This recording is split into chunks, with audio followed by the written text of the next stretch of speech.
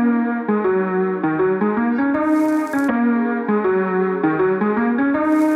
guys, welcome back to the Process Programming. You're here with Haynes to talk you through today a part of the ring muscle up tutorial series, and today we're going to be speaking about the beat swing and then trying to get the hips up to the ring. So pretty much everything is happening underneath the rings before we even worry about the transition, dip, and then linking reps in the muscle up. So when we're going through this video today, we're going to touch on the basics and the foundational part of the swing and the kip that will lead you to success for when it comes to linking reps together and generating that solid big kip that we need before we even go and get up into the rings. Now, as always, we do have some sort of prerequisites before we start working on something like the ring muscle up. Of course, we need some sort of strength through the shoulder and some sort of kipping capacity through the shoulder. So before you even worry about attacking the ring muscle up, you should already have a great understanding and unbroken reps when we're talking about toes to bar, kipping pull-ups, and then probably even thinking about bar muscle-ups as well, because it's a little bit easier to manipulate the body over a solid object. Once you can nail those three things, then we can start looking at the ring muscle-up. We would also like you to be able to do a strict ring muscle-up before you even worry about these kipping ring muscle-ups. So, the kipping ring muscle-up. The first part is it's a different object to what you have been used to, which is a bar. So no longer does your object stay still, your rings now swing. Now again, depending on your ring strap height, you'll see the ones that we use in this video are probably a moderate strap height. They're not quite short, and also they're not massively long, which you see in some competitions and videos as well. So the first thing is becoming friends with these straps and the rings.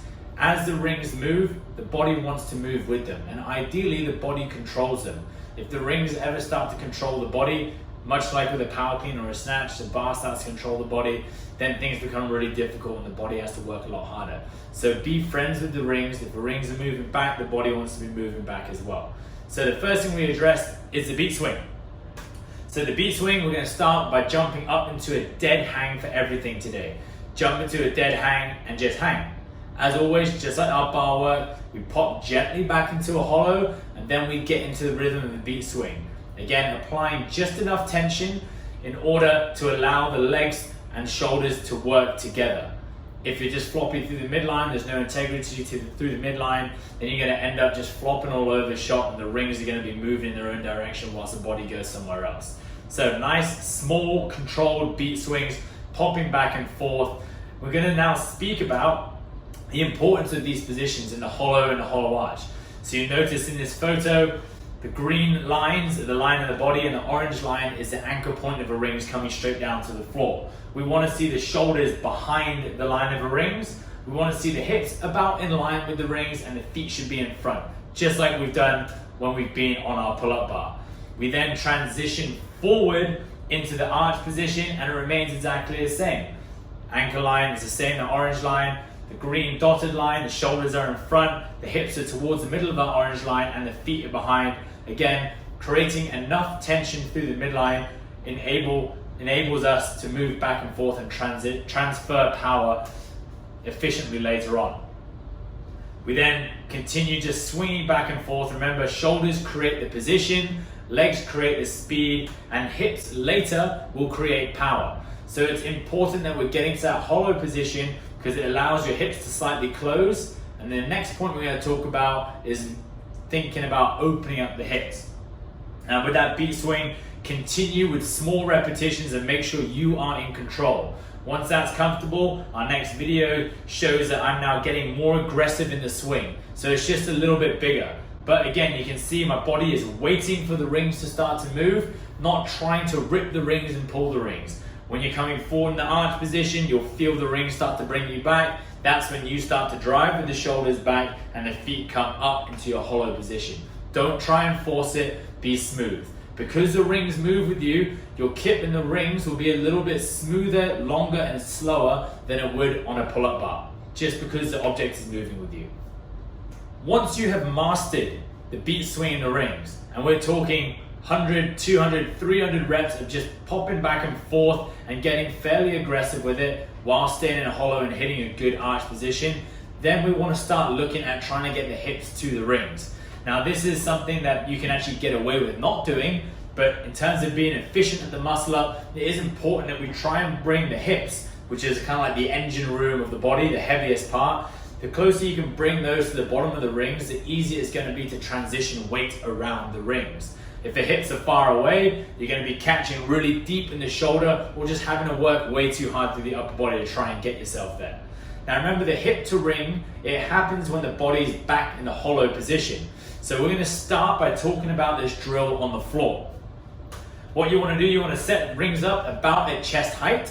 Your feet should be on the floor, and our setup position, our shoulders should be back behind the rings as if you're coming back to a hollow, and your feet are going to be flat on the floor, hips slightly closed, again, reenacting that hollow position.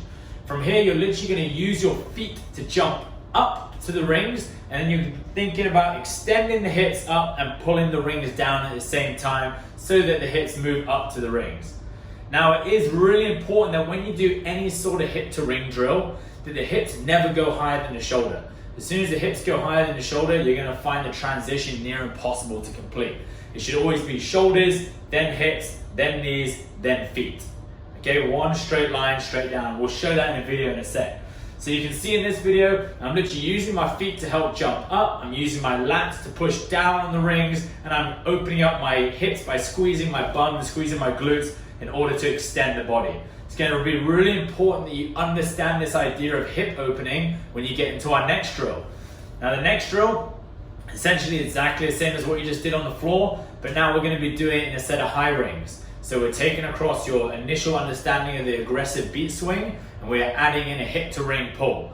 What I want to see here is the shoulders coming all the way back behind the rings as the feet start to come up. It closes the hips slightly and allows us to open the hips up and drive the hips up towards the rings. Now again, shoulders still create position, legs add speed, and later the hips will open up towards the rings. Notice again at my top position, if I pause it, shoulders, hips, knees, feet. Should be pretty close to a line. I'm not going to be mad if the feet drop down a little bit as well, because don't forget, we are looking at hips adding power to this movement. You should be able to link anywhere between kind of 2 to 6 reps here, being nice and aggressive. Notice the positions, as the hips are up at the rings are pretty straight down on the straps. We shouldn't be yanking them all the way back, because remember, it's one fluid, smooth motion. Again, don't even worry about moving on to the transition in dips just yet. Master the beat swing, master the hips to rings, then we're going to start to talk about the transition, ring dips, and linking reps.